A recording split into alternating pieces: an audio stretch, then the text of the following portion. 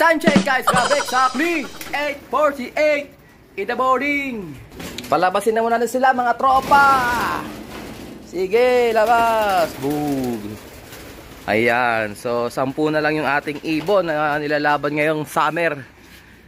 So at least paano, meron pang mga nag-uuwi yan sa atin. Ayan, bali pang 11 dyan si Vandenbroek. Sinasama ko na sa ronda para masanay siya ulit. Tingnan natin kung may lalaban natin susunod na laban. So, for today's video, ayan, target goal, matapos natin yung ating landing board na ginagawa dyan, mga kalapatids. So, kukunin ko yung mga materialis dito sa gilid na to, tapos ikakabit natin dyan. Okay? Tingnan natin kung hanggang saan tayo aabot. Ayan. Salamat sa Diyos sa bagong umaga. Samahan nyo kami for today's video.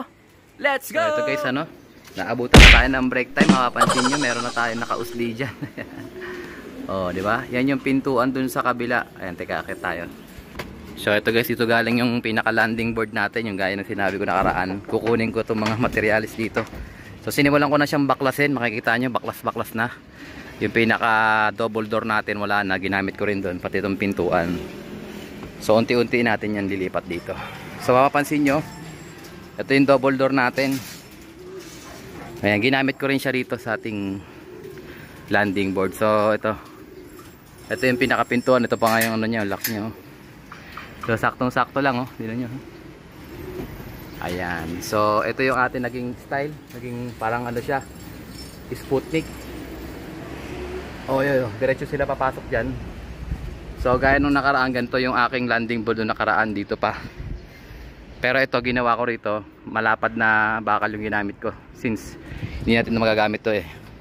So ito yung ginamit ko para at least hindi sila makakabalik-balik palabas. Pero tingin ko hindi na yan sila lalabas dyan kasi doon naman sila tatambay, hindi naman dito eh. Pagka baba nila dito, diretso na sila sa loob. Pero maglalagay din ako ng pintuan dito. So pagpasok nila, dyan ko na sila huhulihin. O diba? Para at least eh, kumbaga sa ano, dyan si ikakalak. Pero minsan din, nadadala yung ibon pag dyan na inuhuli. So pag di naman crucial, kunyari mga long distance naman, pwede na natin papasukin. Pero pagka speed ng laban o sprint, dapat dyan pa lang hulihin na natin siya. Okay, maglalagay lang ako dito ng platform para madali ko siya makuha. Okay? Oh, maliit lang yung nakausli natin guys. So ito, labasan to ng ibon. Kumbaga release to, pwede tayo mag-release dyan. Tapos yung pinaka landing board, maliit lang, ito lang. Kung gaano kalaki yan, kung gaano kalapad to, papausli lang ako dyan ng parang platform nya. So katulad din ng loft ko dati, maliit lang yung landing board. Ayan, dito naalala nyo yun. So yan yung ating game progress guys. Naabutan na tayo ng alauna, 12:47 na. Tinatawag na ako para kumain. So mamaya na lang ulit. Let's go. So ito guys, shoutout natin si Brother Kim JB. Ayan, another reseller ng Alarcol Loft. Ayan, umorder ulit siya sa atin. Nakailang order na sa atin, ano. So mabenta talaga tong ating Pigeon Athlete at saka tong Digestion Plus. So yan yung laging merong at saka yung Pink Mineral guys. Ayan, oh. So yan yung laging mabebenta sa ating mga kalapatids, lagi silang gumagamit yan. So Brother Kim, ito nakaready na yung mga order mo. Siyempre, bibigyan natin siya ng makawagbag damdaming freebies. So ito, meron akong ready rito. Bigay ng Wingmaster. Ayan, isang tie kaagad, isang tali. Bali, ano yan, 12 pieces. Pwede mong ibenta, pwede mong gamitin. O yan, o. Pabigyan din kita ng marami pa akong stock ng clip ring. Ito guys is reseller package, ano, kahit reseller meron pa rin siyang freebies. So marami din akong ring. Ano ba yung marami kong ring dito? Ito. At saka bigyan din kita ng oblong kasi hindi gumagalaw yung oblong ko eh. Ito, marami tayong green. Ayan, oh, grabe, pwede mong ibenta yan. Ito, ang bentahan is 30 pesos isa sa mga poultry supply. Ito naman 20. O yan, oh. Sa'yo, libre lang yan. Tsaka ito, mga fake egg, bigyan kita ng fake egg. At saka Master True Pills. So si Master True Pills kasi binibigyan niya ako ng ano nito, mga pasobra din, mga libre. So siyempre ibibigay ko din sa inyo pagka umorder kayo sa akin ng reseller package. Ayan. Ayan, ang dami ng freebies niyan, brother. Isip pa tayo ng pwedeng i-freebies. So bigyan din kita nito, baka may mga naghahanap sa inyo nito. Ito. Ito pag binenta to 25 pesos isa. Bigyan lang kita ng 5. Pwede mo ibenta, pwede mong gamitin. Ayan, Brother JB. Kim JB. Ayan. So good luck sa'yo, brother. Waiting na lang ako sa ano mo, payment mo para maipadala natin to via Lalamove. Good luck sa'yo. So ito guys, ano, kakatapos na natin magpintura. Ayan, mapapansin nyo, hindi pa tapos dito sa kabilang side. Pero nagawa na natin yung mga double door dyan. At saka yung landing board. Tingnan natin sa taas guys, ano. Ayan, nahulog yung aking ano eh. Itong ating roller brush. So, tinapos ko na lang. Sakto lang naman din at tayo ay tapos na. Ito guys, ano. Kitang-kita natin dito. So, ang natira na lang dito is yung ating pintuan dito sa gilid. So, magpipintuan tayo rito. Kaya nga nasabi ko, pwede na silang hulihin dito. So isasagad ko na yung pinto. Siguro ang pinto natin ganyan, medyo malaki, para ginagano, no? Okay, sliding din, pwede natin sliding kasi baka tamaan yun. So lalakihan ko para at least pwede tayo pumasok dyan. So ito yung naging setup guys. Ayan, no? Ang butas nyan is 5 inches. Ayan, so pinagtagpi ko na lang yung mga materialis natin. So ito yung ventilation natin na binaklas dito guys. O, ginagyan ko ng ganyan para at least hindi sila makalabas ng bonggang-bongga. Tapos sa kabila naman, ito release door natin to. So pag gusto natin silang palabasin, double door yan, bubuksan natin yan. Tapos bubuksan natin para makapunta sila dito. Pwede na sila lumabas. Tapos pag papasok naman, bababa sila sa bubong, madali na lang silang pumunta rito sa ating, medyo naka-incline siya. Decline ba yan? O papaba. Basta pag bumaba sila dyan, maaakay sila pumasok. Tapos sasanayan ko rin sila uminom ng tubig dito. Para pag nilagyan ko ng tawag dyan ng ano, drinker, ayan, pagdating nila sa galing sa race, papasok agad. Makikita nila yung tubigan. Okay? Pahinga muna tayo guys. Papatuka din tayo ng ibon mamaya. Let's go! So, ito nga guys, ano, kakatapos ng ating magbigay ng patuka. Magpupurga naman tayo gamit itong ating Sensia de Gallo dewormer. Ayan, o, ivermectin, levamisole, praziquantel, vitamin B12. Ito kagandahan ito guys, pang maramihan na siya. So hindi natin sila susubuan kasi sa tubig natin padadaanin yung kanilang pamurga. So meron na itong kasamang ivermectin guys, kasama na yung kuto. So aside from nagpapaligo tayo, meron din ivermectin to. So pantanggal ng mga kuto. Ayan, o, Antelmintic oral suspension. So ito guys ang timplahan. Sa 1 litro, 2 patak o 2 pisel. So meron tayong 4 na litro dito sa 1 galon. So bigyan natin siya ng 4 times 2. So 8. Wala pa laman. Wala rin yun. 1, 2. So kailangan shake natin para mahigop. 3, 4, 5, 6, 7, 8. Ayan, okay na, 8. Dito rin 8 din guys. So lahat na. 1, 2, 3, 4, 5, 6, 7, 8. Dagdagan ko na isa kasi parang hindi kompleto yung isa. Ayan, so okay na yan guys. Yan yung timplada natin. Bibigyan natin lahat ng mga ibon natin ngayon. So wala naman akong binigyan ng pagkain kanina umaga. So hapon lang. So ito rin yung kanilang tubig maghapon.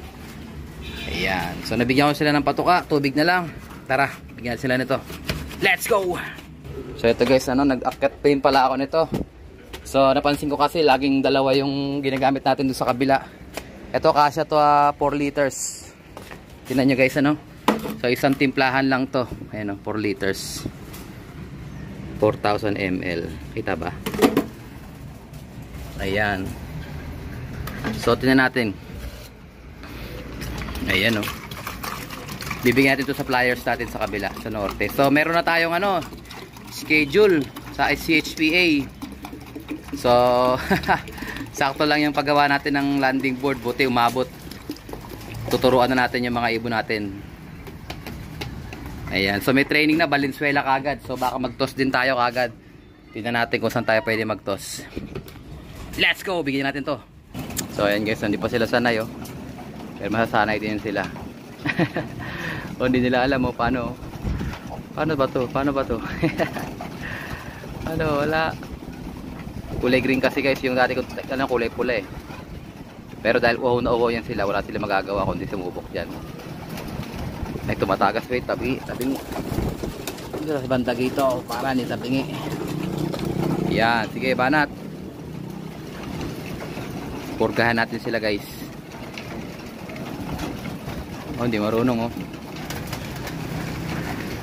Atak na. Ayaw talaga. Yun, sububok na. Yun oh, unang biktima oh. Oh yun, ininom nila kagad guys oh. Ayan, basta uhaw na uhaw sila. Inumin nila yan kahit may lasa pa yan. Uy, grabe, may one eye cool tong isa. Ibon to ni ano, ni Idol Night Slope. Bigyan natin siya ng Master True Pills guys. Pula-pula yung mata niya eh, oh. Inom na mga bugoy. Yan, kuha lang muna ako ng Master True Pills. Let's go! So ito guys yung ating binigyan ko na siya ng Master True Pills. Ayan, ibon to ni Idol Night Slope. Pupula-pula yung mata niya oh. So dito muna siya sa mga bugoy natin. Ayan, so ito halos magaling na lahat. Siya na lang yung bago natin gagamutin. Pero ito guys, binibigyan ko pa rin sila ng Master True Pills kanina maga. Gusto nang umuwi oh. Ito naman tayo sa kabila. Ayan sila guys, ito naman tayo. Banat mga tropa. Inom sila oh. So regular din tayo nagpupurga guys, importante yan. Para at least talaga wala silang pulate. Ayan, once a month pwede na yan guys. Okay, once every 2 months. Para talagang regular ang purga. Lalo na pagka inakay, kailangan mga pagkawala nyo 35 to 40 days pwede na kayo magpurga. Ayan. So tingnan natin guys kung makakagawa pa tayo rito. Parang gusto ko na itong tapusin eh. Konti na lang kasi yan, pintuan na lang, ditong side na lang na to. Para at least eh, ready na sila. Tingnan natin guys, ano, magme-merenda muna tayo. So ayun na nga guys, ano, nangati pa rin tayo kahit papaano. Ayan yung mga retasong bakal natin. Ayan, pinagtagpi-tagpi ko para matakpan yung mga butas-butas dyan, ano. Ayan. So ngayon guys, ang balanse ko na lang. Sinikap kong magamit yung mga retrataso. So balanse na natin yung pinakapintuan na lang dito. So tingnan natin guys kung anong pwede nating ikabit dyan bukas, God willing. Tapos pintura ulit. Tapos nun, ayan, tingnan natin kung pwede na silang palabasin kaagad. Pero yun nga, kailangan mga ilang araw din labas-masok sila dyan. Tapos tutuloy ko lang din yung pag-dismantle dito. Kasi hindi pwedeng ano eh, nandito pa to eh. Babalik at babalik sila dito pagka ano. So gagawin ko, magtatayo ako dito ng parang ano, steel matting. Para at least hindi na sila bababa dyan. Ang baba nila papunta na ron. Hindi na sila bababa rito. Tapos ito tatanggalin ko na to. So siguro babawasan ko na lang tong ano. Kasi hindi pwedeng madapuan ng ibon eh. So gagawin ko baka magtusok-tusok muna ako dito ng ano, ng steel matting. Pag naalis ko tong steel matting na to, magwe-welding tayo ng patusok-tusok na steel matting dyan. Para ma-prevent silang dumapo dyan. Tapos dito naman, aalisin ko to. Tapos magtatayo tayo ng steel matting din na parang patusok-tusok. Parang gano'n, no? Parang ganyan. Nakikita nyo yan. Para at least nila dumapo yung mga ibon dyan. So, God willing, matapos natin to tomorrow. Ayan, kasi medyo mag-aalas 7 na. Sinipag pa tayo. Tapos pag merienda, tumira pa tayo ng konti. Okay guys. Ating ito natatapusin ang ating video for today. At syempre, kung di ka pa subscribe, i-subscribe mo na yan. Like, share, comment, kapatids. And as always, ingat ako dala pa kanon. Bye-bye you.